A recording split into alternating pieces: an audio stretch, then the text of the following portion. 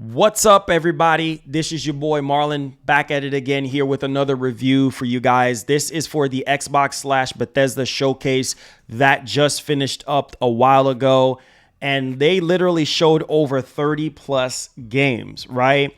And this was the show that a lot of people was really expecting to see some of the bigger stuff that's currently in development in the future, obviously, because a lot of stuff from this year got delayed, right? And so, yeah, obviously we didn't see every single thing that we wanted to see this show.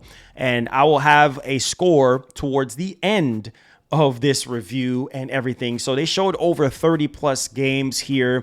And just to kind of go down the list of things, starting off, and before I even get into the games, like the pacing of the actual showcase was really good because back to back to back, they had less talking. Obviously, they had Phil, they had Pete Hines, they had Sarah Bond and stuff like that coming up, talking and stuff. But it was less talking and more games, which is really, really good. And I realized that the way how they construct their showcase and stuff is a lot better than before and such. So that's really, really good in their defense. But other than the pacing and stuff like that, which they are going to get a point for me for that one, and just really not doing so much talking and more gameplay. So they showed over 30 plus games and everything. And so I want to kind of dial into it. So starting off the show, they showed Redfall, right? And Redfall looked really, really good. Obviously, they did not give us a release date. That is 2023. And so that's where that is. But I know a lot of people are not big into FPS stuff, but it looked really, really good. So I give them that one. That is a definite reason for a lot of people to sign up for Game Pass, but that's a 2023 title. Now, all the list of things that I've handwritten down on this piece of paper, a lot of them are not coming out this year. You know what I'm saying? So they don't really necessarily have anything big for this holiday season. I'm just going to be right up, straight up off the bat with you guys. But Hollow Knight, that's an indie game that a lot of people are hyped about and expecting to come over. Also, we have High on Life. Now, that game kind of looked like a mixture of Bug Snacks with Splatoon, in my opinion. Also, Riot Games, they showed a plethora of indie stuff or their games that they're having come into Game Pass. Plague's Tale Requiem looked really, really good. That's 2022. Obviously, that's multi-plat, right?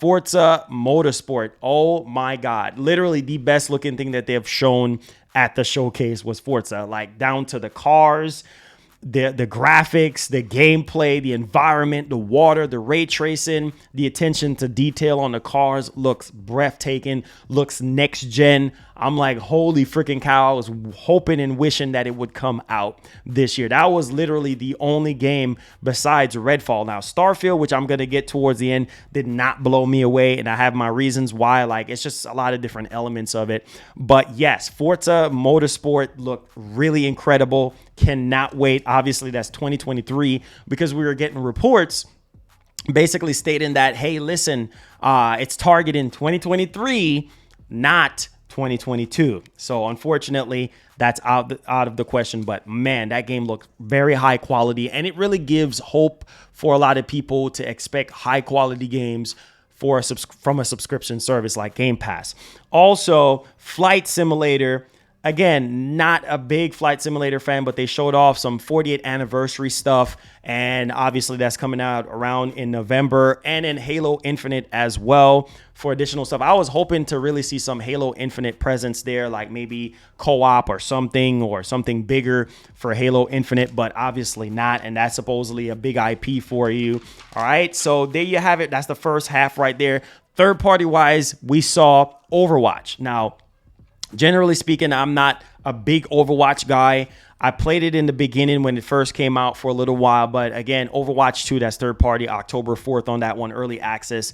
And then they showed a RTS game called Aura, if I'm saying that correctly. And there's no date on that one. That's an Xbox studio game. Bethesda, obviously, they had their presence there. They showed some CGI stuff for Elder Scrolls Online High Isles, if I'm saying that correctly.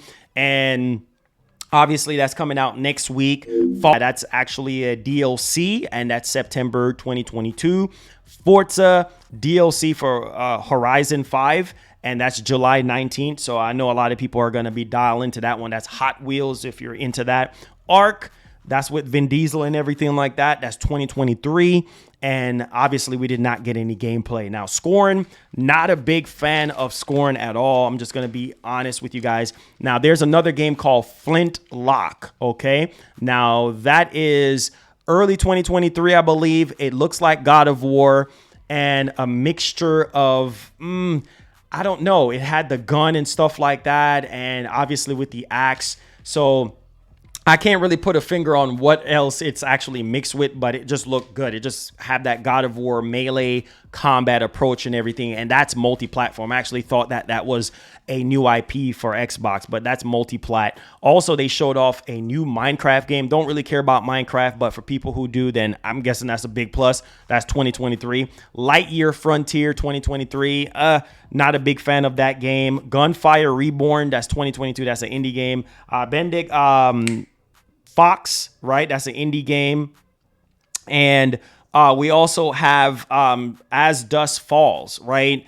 That is a TV show type of game, July 19th.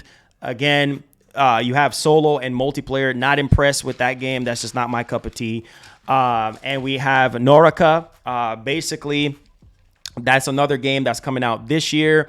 Again, not my type of game. Pentiment, I'm sorry. That's an indie game, 2023. Grounded, not my cup of tea, right?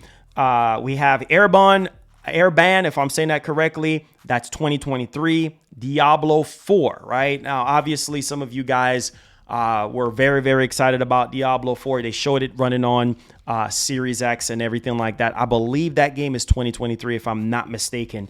And Sea of Thieves, now, they showed off some cringeworthy singing or whatever the case was with the DLC and stuff like that. But I was like, that's July 21st.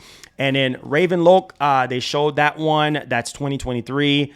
Cocoon, that's 2023. A lot of 2023 stuff.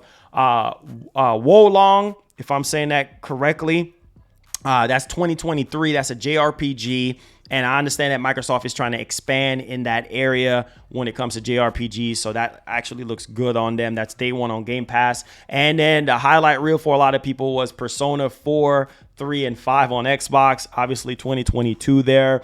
And Kojima. Oh my God. I was literally like going crazy. I was like, oh my God, Kojima, because I actually love Kojima and stuff. But yeah, obviously Kojima didn't really announce anything. They just talked about the partnership that they're having for his game that he's actually working on. So the rumors were actually true on that one. And then Starfield, last but not least, Starfield. Now, Starfield, not impressed with the shooting mechanic. Not impressed with just how the game actually looks. You know what I'm saying? But hey, I understand that Starfield is still in development and it needs more time to cook and everything like that. And I wanted to kind of see it maybe the next time around to see if the gameplay is improved or to see if the shooting mechanics is improved or whatever. But on the surface, not what I was really expecting. I was expecting it to really pull me away. I was expecting it to look more of like Forza. You know what I'm saying? Like how next generation that game looks like. This Starfield just don't really look next gen to me. It just looks like a last gen game. But hey, that's just my thoughts on it. As coming from somebody that was very, very hyped for Starfield. And the really cool part is, like, obviously you have so many planets to explore and stuff. The flying mechanics, I don't really like the way how that looks. But overall, like I said before, man, the best of the best stuff that was shown, obviously, was Redfall, right? Forza, in my opinion, Flintlock. And, you know, like I said before, man, Starfield just needs a little bit much more time in the oven. And then hopefully we can come back to it afterwards.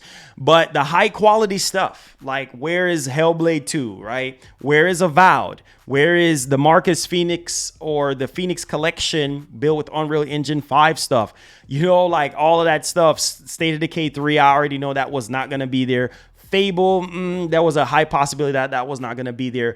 Wolfenstein 3 was not there, even though Machine Games said that they were excited for the show. So yeah, Wolfenstein 3 was not there. Obviously, we did not get Indiana Jones as well. So some more of the bigger stuff. Hellblade 2 was not there at all, which was very disappointing. But they have an extension to this show on Tuesday, and I will be streaming that to see if there's anything else. I highly doubt it because they did say everything that was shown at this showcase, but sort of like on a deep dive scale. But overall, I would say, man, this show was a 6.5 for me. I think Microsoft learned their lesson when it comes to the pacing of their shows. Just showing more gameplay more than ever. So they're getting that down pat.